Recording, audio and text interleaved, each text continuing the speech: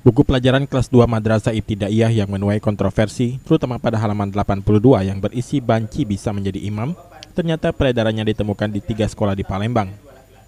Diperkirakan buku fikih ini sudah beredar sejak tahun 2010 di sejumlah sekolah dasar Islam terpadu. Kasubag Humas Kanwil Kementerian Agama Sumsel Saifuddin Latif menjelaskan, setelah mendapat laporan dari orang tua murid dan warga, Kanwil Kemenak Sumsel dan Dinas Pendidikan langsung menyikapinya dengan mendatangi sekolah yang beredar buku fikih tersebut. Materi yang menjadi kontroversi pada buku fikih ini yakni banci bisa menjadi imam. Menurutnya harus ada satu persepsi tentang memaknai banci. Pihaknya akan melakukan cross-check kepada pihak Dirjen Pendidikan Islam Kemenak dan penerbit buku fikih ini. Yang jadi permasalahan multitafsir adalah pemahaman banci di bangsa ini mempersepsikan banci itu adalah yang seperti itu, gitu kan, yang seperti itu. Kemudian disuntik, kemudian ada perubahan fisik, kemudian dibentuk sehingga fisiknya berubah, kemudian ada performan yang memang dibentuk atas keinginan personal itu. Nah, ini yang gugur untuk menjadi imam. Karena apa? Karena salah satu syarat untuk bisa jadi imam adalah berakhlakul karimah, gitu.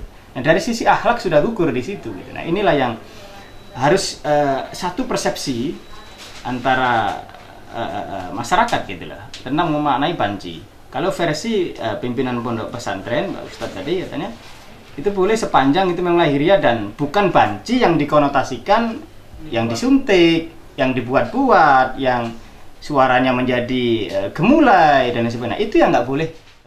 Menyikapi temuan ini, Kepala Dinas Pendidikan Sumsel Widodo menjelaskan, buku fikih ini telah menimbulkan banyak pertanyaan dan perlu diklarifikasi dari pihak penerbit, termasuk izin penerbit agar tidak menimbulkan keresahan. Itulah kita akan klarifikasi. Kalau kemudian ternyata nomor ini adalah tidak untuk buku ini, maka saya minta penerbit untuk menariknya dan kemudian memasukkan buku ini ke Kemenak atau ke Kemendikbud untuk diverifikasi, untuk dicek ulang isinya agar tidak kemudian menimbulkan keresahan. Tapi kalau ternyata ini buku itu benar, maka saya minta nanti Kemenak untuk bisa mengklarifikasi hal-hal seperti ini, menjelaskan dan mengapa memuat buku seperti ini, bagaimana penjelasannya agar masyarakat mengerti sebetulnya isi ini tidak masalah. Kalau demikian, itu ternyata buku ini adalah isinya tidak benar, atau klarifikasi. Judis Tuman Gaul, PAL TV.